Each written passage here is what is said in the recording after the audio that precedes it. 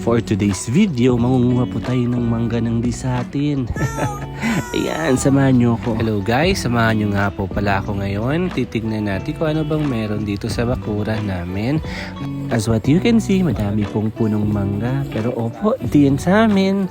Pero kukunin natin. Sayang naman kung mapubulok lang. Bago natin akyatin yung punong mangga, ayan, yung saging muna pagtripan natin. Sayang naman kung di natin kukunin, di ba? Baka mabulok lang din. Wow! Flex ko muna tong videographer ko.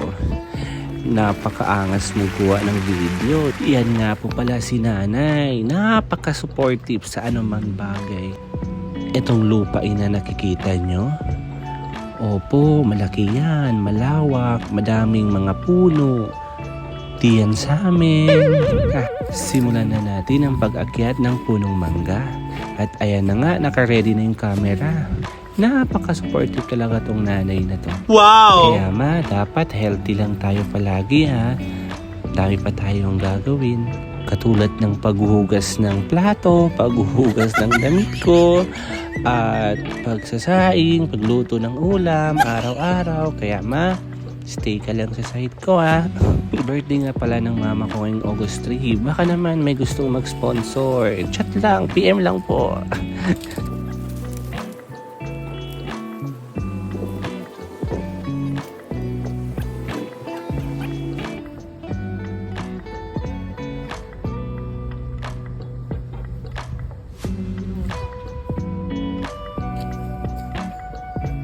That's the end of our video. Thank you for watching guys. I hope you follow and subscribe. Bye!